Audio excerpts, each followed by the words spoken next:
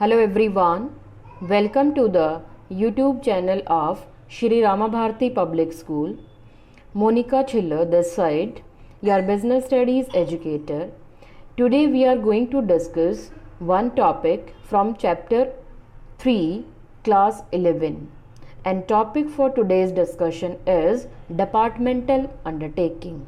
Right? Particularly we will discuss the merits and demerits, means advantages and disadvantages of departmental undertaking.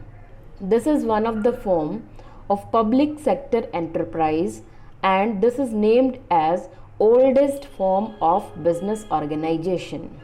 Have a look on the table for merits and demerits.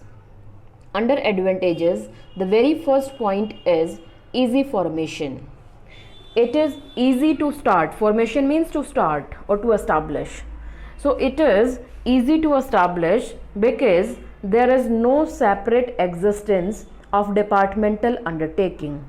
It is considered one of the department of government itself. So no registration required under any act. That's why it is one merit or advantage of departmental undertaking, that it is easy to start with less number of formalities. Next one is effective control. The control is effective here because the concerned ministry, for say the defense ministry or the railway ministry, is having the control on all the affairs of the department. So effective control we can say. Under ministry, each and everything is controlled or managed. Next is optimum utilization. Optimum utilization means no wastage or reduction in wastage.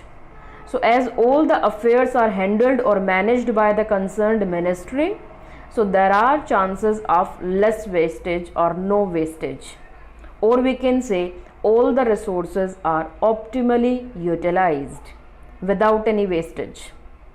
Fine. Next one is accountability. No employee is held accountable here. The concerned ministry is held accountable to the government or to the parliament. Fine. Next one is public revenue. Public revenue means the revenue or income earned by a departmental undertaking is deposited in the treasury of the government. Means the revenue goes to government. The reason behind it, that the whole investment is made by government itself. So no doubt the income will be deposited in the account of government only. Next one is secrecy. 100% confidentiality can be maintained here because there is no investment made by general public like private companies or joint stock companies. So there is no need to publish the accounts, no need to disclose the accounts, right? No person from the common public is having the right to know about the profitability of these departments. So these are the departments where confidentiality can be maintained. Fine. Next one, or the next side of the table, is about demerits, disadvantages. Some drawbacks are also there. Like first one is inflexibility. Inflexibility means changes can't be done easily. For minor things, there is a need of approval from the concerned ministry. Employees can't take any decision. The official who are working in these departments are not provided any kind of autonomy to take the decisions. The concerned ministry only is held responsible to take all the decisions, or no change can be done by the officials or the employees who are working there in these departments. So the system which is followed in departmental undertaking is kind of inflexible. Next to this is lack of motivation.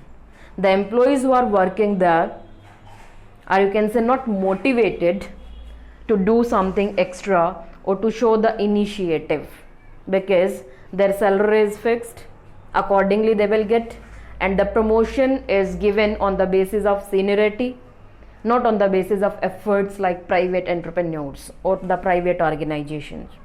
So there is somehow, we can say, lack of motivation among the employees. The efforts are not observed there, It depends that from how many years you are working in the department, accordingly you will get the promotion or increments. So this is called the demerit or disadvantage of departmental undertaking. Next one is lack of financial autonomy. Autonomy means freedom. So there is a lack of financial autonomy, means the investment which need to be made or these kind of decisions, finance related decisions will be taken by the ministry itself, by the higher authority. No official or employee is allowed to take these kind of decisions, right? So there is no autonomy related to investment decisions. Next to this is inefficient management. Yes, somehow we can say the management is inefficient because the officials spent their maximum time in the clerical work, in the paperwork. They are overburdened with the clerical work. Their maximum time is utilized in giving the replies to the queries of the concerned department. So the management don't have enough time to focus on like bold approach or the innovations. The ideas are not inserted here. Innovation, there is a lack of innovation, and which is required for the growth and survival of the department. So by all these points, by considering all these points, we can say that yes, the management is inefficient if we'll compare it with the other forms of business. And the last but not least is red tapeism. Red tapeism means delay in decision making. So there is a procedure, there is a systematic way to take all the decisions. There is a need for the approval of concerned department or ministry. It's a very lengthy process to pass any decision. The resolution need to be passed in the meetings. Then higher authority will give the approval. So we can say a kind of bureaucratic environment is there. And the term is named as red tapeism, means delay in decision making. Okay, so this is all about the merits and demerits of departmental undertaking. The next form, that is public corporation, we'll discuss in the next video. Thank you so much.